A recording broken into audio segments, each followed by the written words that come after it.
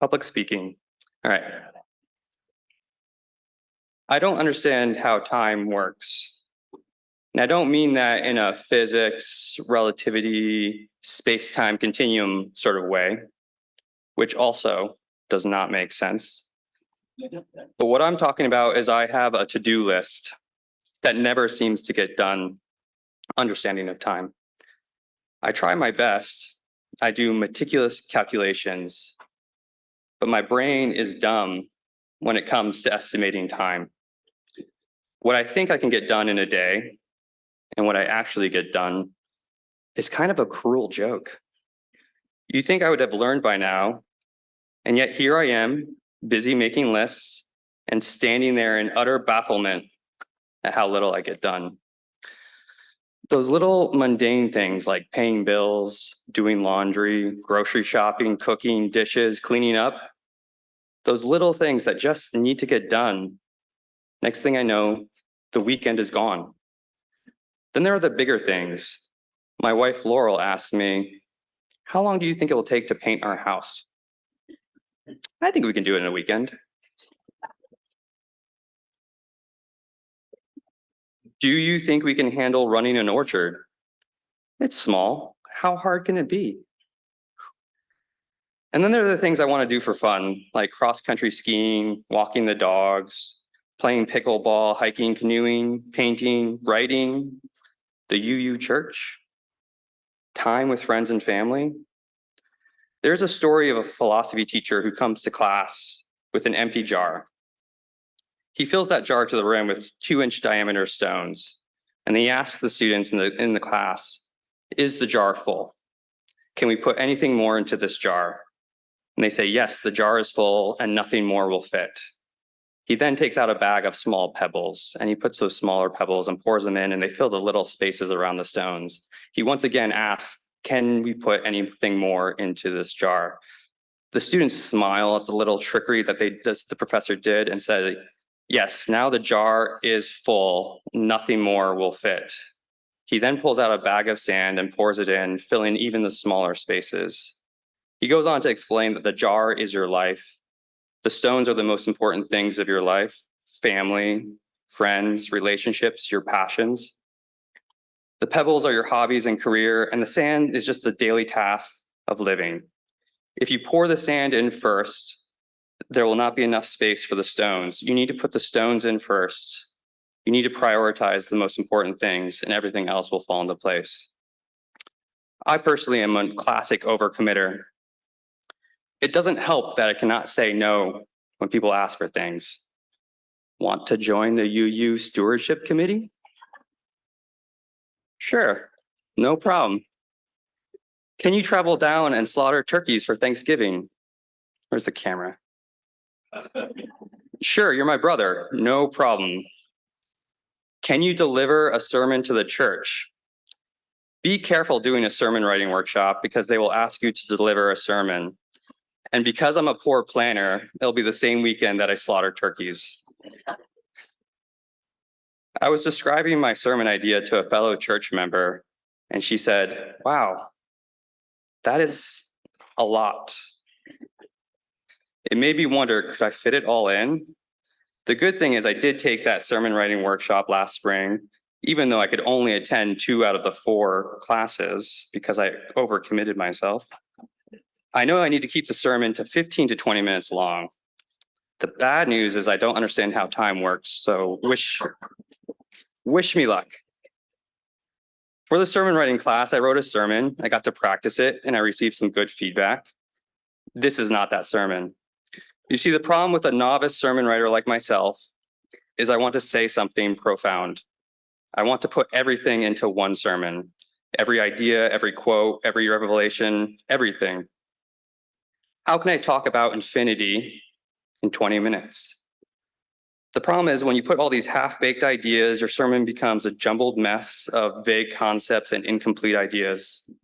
A trick to avoid that is rather than writing one sermon, you write 2. That way, when you fall in love with a phrase or an idea, but it doesn't quite work in your sermon, you can put it in your other sermon. You don't have to delete it. You don't have to kill your babies. You can move them safely over for another day. And so I wrote 2 sermons, one on forgiveness that I read to my cohort, and one a jumble of every other idea floating in my head. Sadly, you are in the midst of the jumbled mess right now. You see, something happened to me in between the sermon writing class and the delivery of the sermon that made my first sermon seem inadequate. My father passed away. It made me want to give a sermon on chaos because that is how it felt. My dad was an astronomer, an astrophysicist to be precise, and one of his favorite activities was trying to get people to understand the vastness of the universe.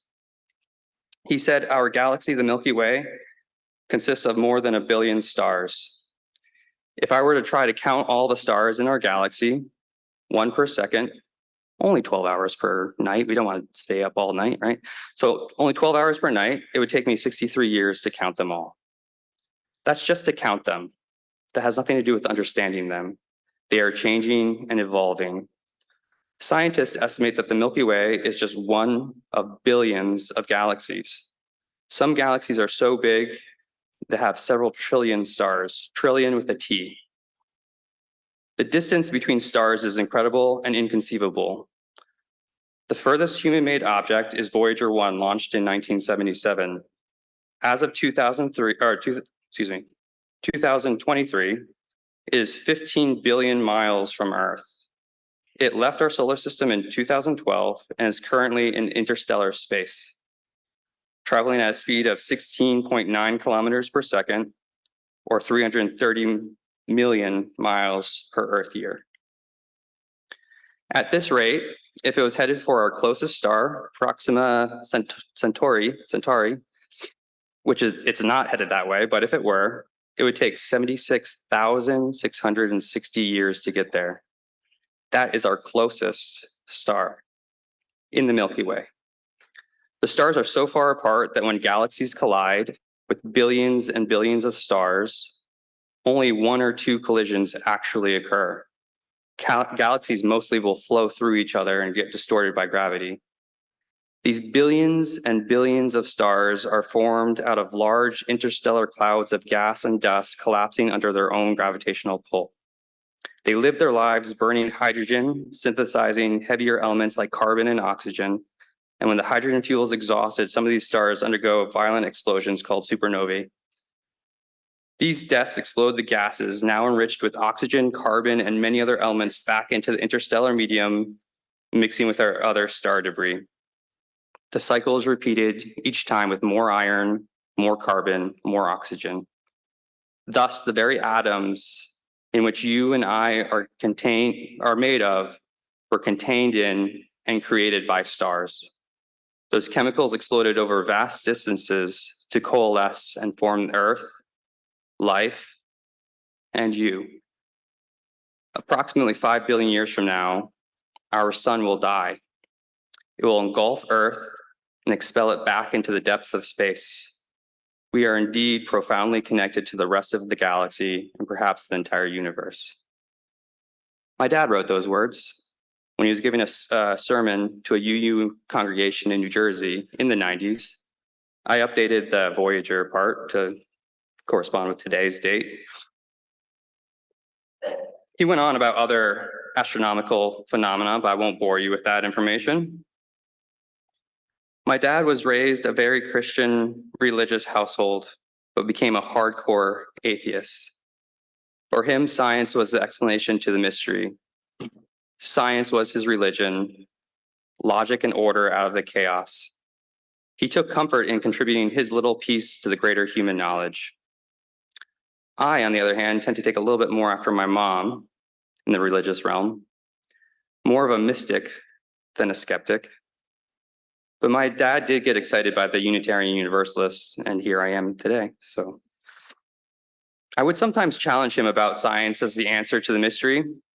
He had such faith in science's ability to understand everything.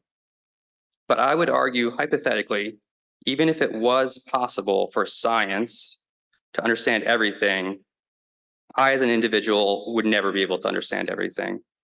There are just too many stars to count for one lifetime, and I cannot count them all. I cannot understand them all. They are constantly exploding, coalescing, forming chemical reactions that become conscious of themselves, who continue to evolve. The mystery persists.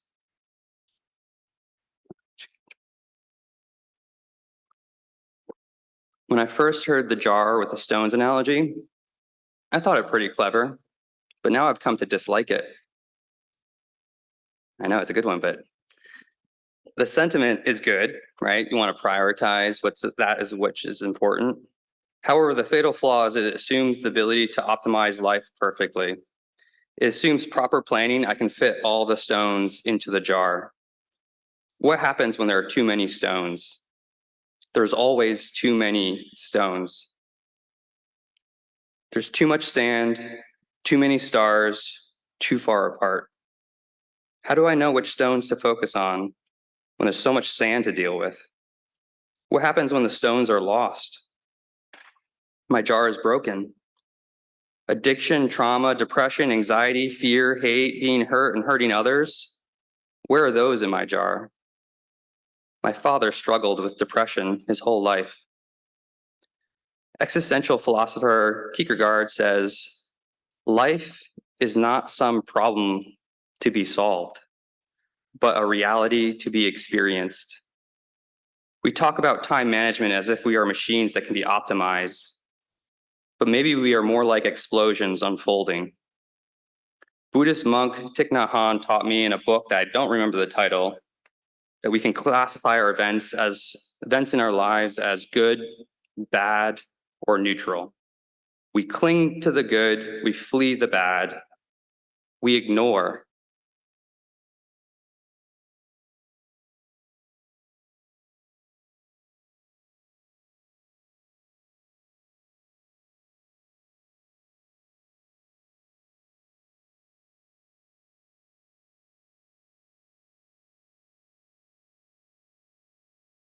Every moment contains all of creation unfolding. Through the chaos, you sitting there right now in the pews are conscious beings vibrating in time.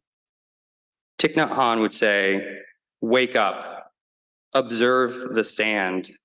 Every grain is different and unique. Every moment is a miracle. There is beauty in the mundane, the pain, the suffering. There have been times when I have been in despair, and specifically a line from An Extinguishing Chalice words helped me. Confront despair with the awe of life. Confront despair with the awe of life. So here we are in a jumbled life with a jumbled sermon talking about space and time and everything random on my mind. Too many stars in the sermon and too much sand. Sometimes we don't need to have a point or to optimize. We need to step back and be awed by everything around us. Let us take some time to look at the stars that we will never understand. And my dad would be disappointed in me if I didn't say this little nugget of information. Did you know that space and time are two components of the same thing called space-time? Which means that you cannot have time without space, physical space.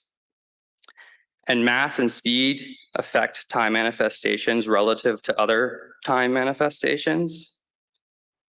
And that a question such as what happened before the Big Bang does not make sense because the Big Bang created time. I'm not an astrophysicist, so don't fact check me on any of my understanding of theoretical physics. I told you I don't understand time. It does not make sense.